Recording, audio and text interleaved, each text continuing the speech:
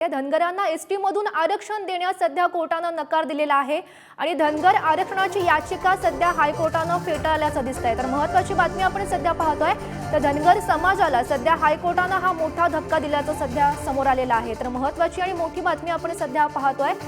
तर धनगर समाजाला एसटी मधून आरक्षण द्यावं यासाठी धनगर समाज गेल्या अनेक दिवसांपासून त्यांची मागणी होती, त्यासाठी त्यांनी आरक्षण सुद्धा उपोषण सुद्धा सुरू त्यांचं होतं आणि त्याच संदर्भातली ही महत्त्वाची बातमी सध्या समोर येते। सध्या कोर्टाने धनगरांना एसटीतून आरक्षण देण्यास नकार दिलेला आहे। मोठी बातमी आपण सध्या पाहतोय आणि धनगर आरक्षणाची याचिका आहे ती हायकोर्टाने सध्या फेटाळल्याचं दिसतंय। तर धनगर समाजाला हायकोर्टाने हा मोठा धक्का दिलेला आहे। तर धनगर समाजाला एसटीतून आरक्षण द्यावं यासाठी धनगर समाजाचं उपोषण सुरू होतं आणि त्याच संदर्भातली ही मोठी बातमी आपण सध्या पाहतोय।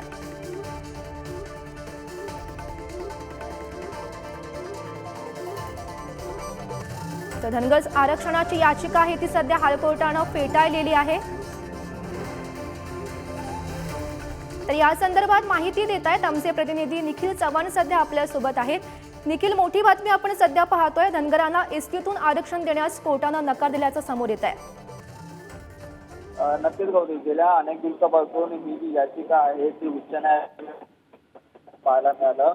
आज ही जी याचिका आहे ती न्यायमूर्ती गौतम पटेल असेल, त्यासोबतच न्यायमूर्ती कमल खता यांच्या खंडपीठाने ही फेटाळून लावलेली आहे। आज सकाळपासूनच या संपूर्णपणे सुनावणीवरती इथं निकाल वाचन सुरू होतं। अनेक ज्या दिवसांमध्ये झालेल्या आहेत त्या पिटिशन देखील या ठिकाणी आहेत त्या वाचून दाखवण्यात आल्या आणि या माध्यमातून जो आता निर्णय आहे तो म्हणजे या खंडपीठाने घेण्यात आलेला असून या ठिकाणी याचिका आहे ती फेटाळण्यात आलेली आहे। धनगर आणि धनगर या दोन्ही जे जाती आहेत त्यांच्यावरून संपूर्ण आरक्षण मागण्याचा जो ज्यांच्या माध्यमातून मागण्यात आलेला होता, परंतु या संदर्भाने जी याचिका होती सुनावणी आहे ती घेण्यात आलेली आहे। गौरी, नक्कीच निखिल, धनगर समाजातून या संदर्भात काही प्रतिक्रिया मिळते का? नक्कीच, आताच ही सुनावणी आहे ती पार पडलेली आहे। थोड्या वेळातच धनगर समाजाचे याचिकाकर्ते असतील, त्यासोबतच प्रतिनिधित्व करणारे नागरिकांकडून प्रतिक्रिया या आपल्याला पाहायला मिळतील। परंतु याआधी देखील हा जो विश्वास आहे तो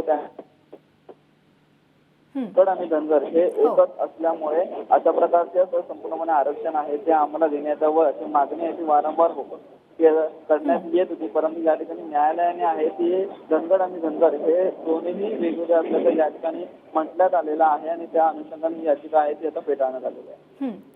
नक्कीच निखिल, धन्यवाद दिलेल्या या माहितीसाठी। तर मोठी बातमी आपण सध्या पाहतोय, कोर्टाने मोठा निर्णय सध्या हा दिलेला आहे। धनगरांना एसटीतून आरक्षण देण्यास सध्या नकार दिल्याचं समोर येत आहे। तर या संदर्भात बोलण्यासाठी आपल्यासोबत ओबीसी नेते हरिभाऊ राठोड आपल्यासोबत आहेत। हरिभाऊजी, मोठा निर्णय सध्या समोर आलेला आहे, कोर्टाने सध्या धनगरांना एसटीतून आरक्षण देण्यास नकार दिल्याचं समोर येत आहे। हो, याचिकाकर्त्याची मागणी होती की धनगर आणि धनगड हे एकच आहेत आणि त्यामुळे त्यांची मागणी होती त्या संदर्भात ती याचिका करण्यात आली मुंबई हायकोर्टामध्ये। हे प्रकरण चालू होतं, परंतु आज जर न्यायालयानेच नकार दिला तर आता हे होण्यासारखं नाही आहे। परंतु माझं म्हणणं आहे की मराठा आरक्षण असो, धनगर आरक्षण असो, हे सगळे आरक्षण सब कॅटेगरायझेशन करून मिळू शकते। म्हणजे आपण भारतरत्न कर्पूरी ठाकूर फॉर्म्युला जर आपण लावला तरी सगळे प्रश्न म्हणजे सगळे प्रश्न मिटू शकतात। आता बघा, धनगराला आरक्षण नाही असं नाही आहे। धनगराला इथे आरक्षण आहे 3.5% महाराष्ट्रात आणि केंद्रामध्ये 27% आरक्षण आहे। 27% आरक्षण म्हणजे धनगरी आहे, आम्ही बंजारा आहे, सगळेच आहेत, परंतु त्याचा लाभ मिळत नाही म्हणून आरक्षणाची मागणी पुढे येते।